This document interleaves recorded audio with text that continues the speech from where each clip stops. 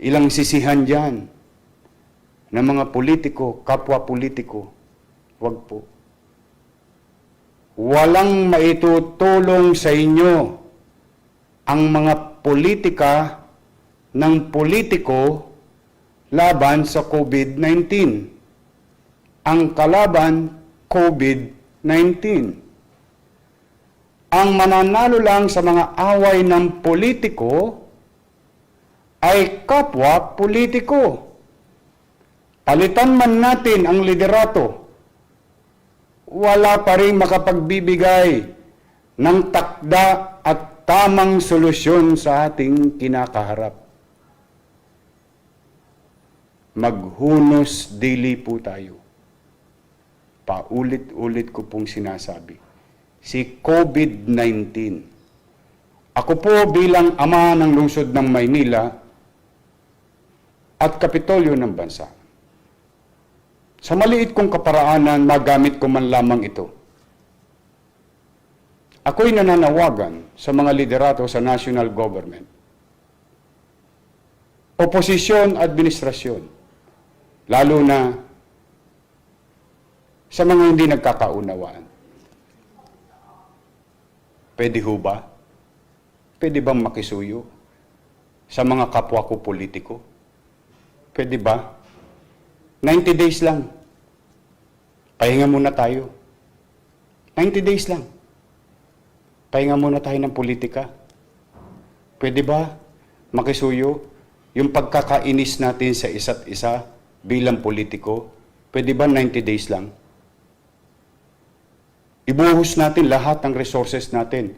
Administrasyon, oposisyon, may kiling sa kaliwa, may kiling sa kanan. Pwede ho ba? Bilang ama ng lungsod ng Maynila na bahagi ng ating bansa. Ako po, nagsusumaamo sa inyo, mga senador, congressman, lahat kaming mga politiko. Nagsusumaamo ako sa inyo. Huwag kayong maghanap na ng butas. Hindi bawat salita ng kasalukuyang leader ay binibigyan natin ng halaga o ibang kahulugan. Hinihikayat ko kayo, total magagaling kayo.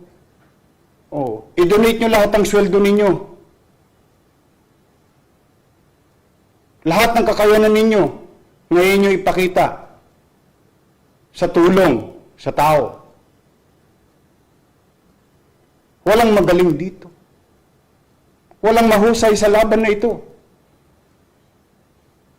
Paulit-ulit kong sinasabi, wag na kayong lumayo sa pagkukumpara. Matatayog na ba sa tiklop?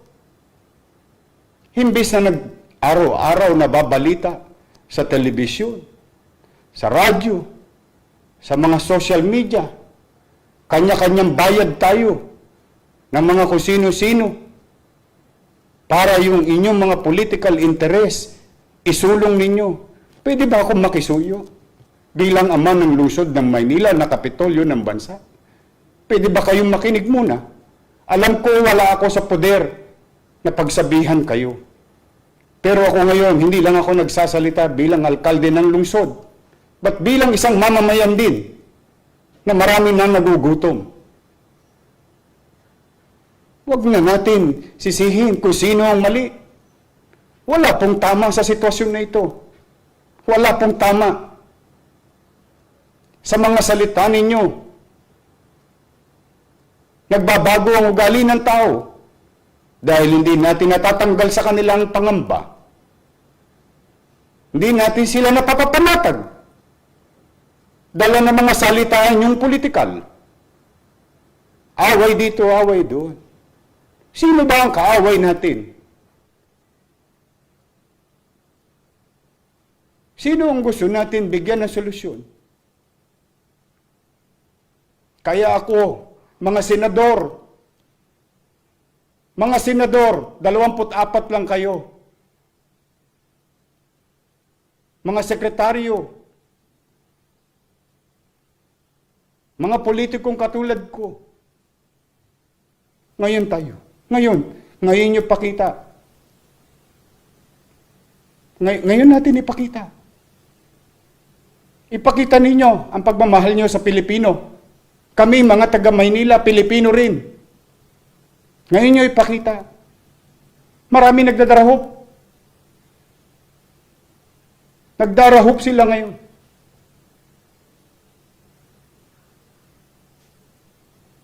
Maswerte kayo, mga pinagpala kayo. Maswerte tayo, nakaluwag tayo sa buhay. Paano yung naghihikahos bago pa mangyari ang krisis na ito? At lalong naghihikahos sa kasalukuyang krisis na ito. Hindi tayo magkakaunawaan sa salitaan. Hindi tayo magkakaunawaan sa mga political ideologies. Dahil magkakalaban tayo sa politika. Pero kaya tayo naglalaban-laban sa politika upang mamuno sa kaniya-kaniya nating nasasakupan. Ngayon nyo ipakita ang pamumuno ninyo at pagmamahal nyo sa kapwa. Araw-araw na lang. Araw-araw na lang. Asaan kayo ngayon? Asaan? Hinahanap namin kayo. Kasama na ako, 10 ng mga kababayan ko sa lungsod. Puro na lang tayo. Kontra rito, kontra ron. Dahil sa mga isinusulong yung political interest. Wala ba kayong puso? Kukunin nyo ang pagkakataon ng kahinaan ng mga leader ngayon sapagkat kung kayo rin naman ng mga leader ngayon, wala rin kayong alam ninyo sa inyong konsensya. Alam ninyo sa inyong puso na wala rin kayong magagawa. Kaya, siguro mga kababayan, kayo mga nanonood, hinihikayat ko kayo, manawagan kayo sa mga taong gobyerno na itigil na ang away politika. Itigil natin. Once and for all. Once and for all. Ano ba ang 90 dias? Napakadali. Ang halalan 2022 pa. May panahon ng politika. Kaya kayo sumali sa politika upang maglingkod sa bayan. Ngayon nyo ipakita. Ngayon, hinihikayat ko kayo bilang alkalde ng lungsod. Huwag kayong makapunta-punta rito pagdating ng halalan. Hihikayatin ang aming mga mamamayan ngayon, hindi namin kayo matagpuan. Mas natatagpuan pa namin kayo sa mga dyaryo, sa mga telebisyon. Kuda ng kuda, kiyaw-kiyaw ng kiyaw-kiyaw. Asan? Asan? Asan? Kaya po, buong kababaang loob. Mahirap po ang sitwasyon ng bansa. Mahirap ang sitwasyon ng Maynila. Totoong hindi kami bibitiw. Totoong hindi kami mangiiwan. Akapin namin lahat ang maakap namin. Pero ngayon, nananawagan ako hindi lang bilang alkalde ng lungsod na kapitolyo ng bansa, but bilang Pilipino, bilang mamamayan, na damang-dama ko ang kahirapan na kinakarap ng tao ngayon. Ngayon nyo iparamdam sa mga artista. Tularan nyo si Angel Locsin. Andun sa bahay niya, tumutulong sa tao. Hindi ito pagkakampi-kampi. Hindi ito pagkakaparti-partido. Nakapamuhay kayo ng marangya. Salamat sa Diyos. Masaya ako para sa inyo. Ngayon nyo ipakita rin. Ngayon nyo ipakita. Nananawagan ako sa lahat ng sektor. Mayaman, sikat, may kapangyarihan.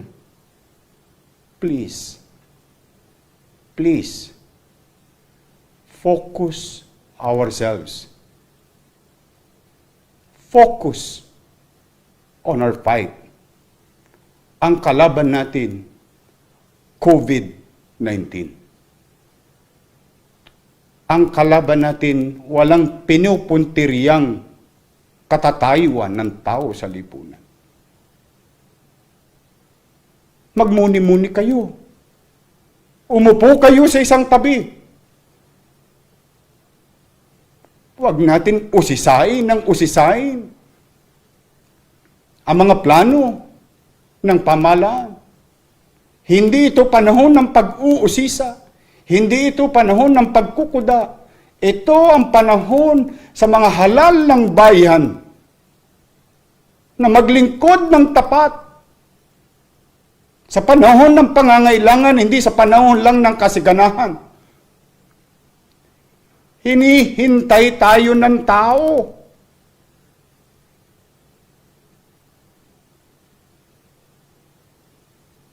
Wala po kung ibang ninanais na magsabi ng masakit na salita.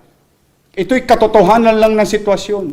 Baka lang masyado tayong nahihibang, nalilinlang, o baka naman masyado lang tayong nalilibang sa katatawanan ng ibang tao, sa kamalian ng ibang leader. Ano ngayon? Kung nagkamali ang ibang leader natin sa kanilang mga ginagamit na salita. Pag naitama nyo ba yung ginagamit nilang salita, makatutulong ba yun sa COVID-19? Makatutulong ba yun sa sikmurang kumakalam ngayon? Wala! Ngayon po ninyo ipakita. Hinihikayat ko kayo. Once and for all. Pula, dilaw, asul, puti, anuman ang kulay ng inyong politika. Tabi nyo muna.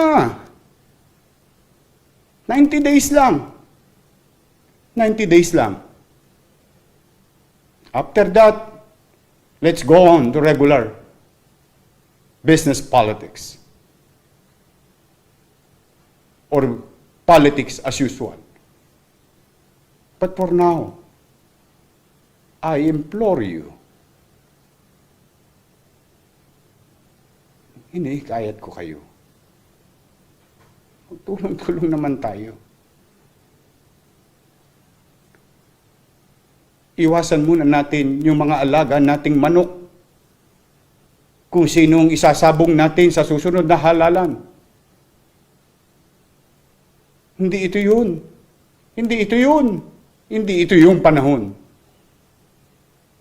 Ngayon yung pakita kung karapat dapat kayong mahalal sa pinakamataas na pwesto ng bansa o sa matataas na pwesto ng pamahalaan. Ngayon nyo ipakita. Hindi nyo kami madadala sa komersyal nyo. Ngayon nyo ipakita. Magkaisa tayo. Magtulong-tulong tayo. Magtulong-tulong tayo. Magbatikusan tayo pagdating ng kung saan nakaraos na tayo sa COVID-19, kung saan nairaos na natin ang taong bayan, kung saan nairaos na natin muli ang katatagan ng ating ekonomiya.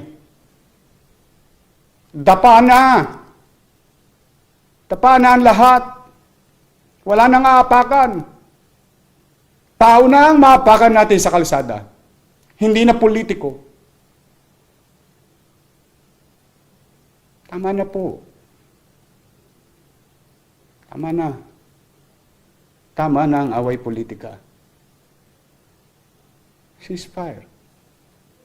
Please. Let us be all statement. Once and for all. Let's show. Let us all show. Today who are living and leading. Let's show to our hero that every lives sa lahat ng buhay na nawala ng mga bayani natin, na siyang ating tinatamasang kasaganahan sa mga nagdaang panahon, kalayaan. Huwag natin baliwalain ang sakripisyo nilang lahat.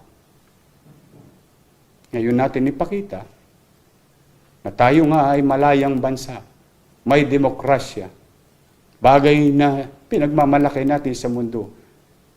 At higit sa lahat, tayong mga leader, mga mayor, vice mayor, konsehal, congressman, board member, vice governor, governor, senator, sekretaryo ng bansa, vice president and president. Lahat tayo nagkakaisa.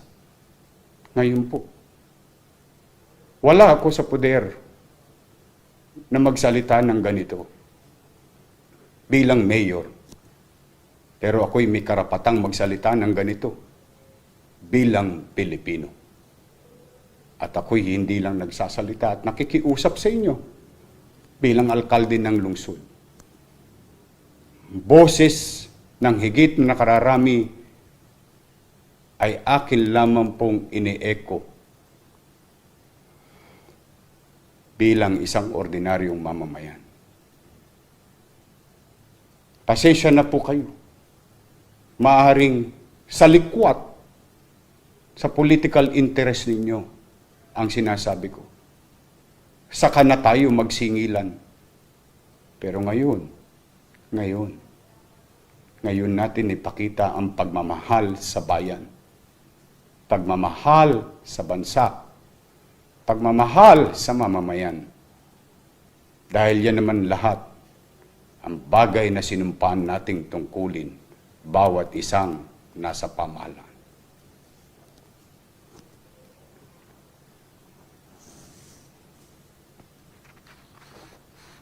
Kung ako man may nasaktang damdamin ng mga politiko, pagpaumanin ninyo. Masakit mapakinggan ang katotohanan. Pero wala akong ibang masamang intention. Ang intention ko lang, we must act in unison in our action. Sa puso, isipan, o salita, at gawa. Pilipino tayo. Kapwa Pilipino.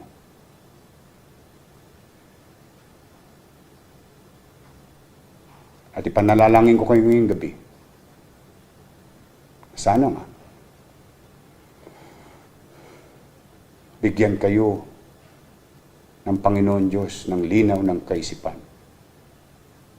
at buksan ang inyong mga puso at na magkaroon ng espasyo dyan na maibalik sa inyo ang pagmamalasakit sa ating kapwa.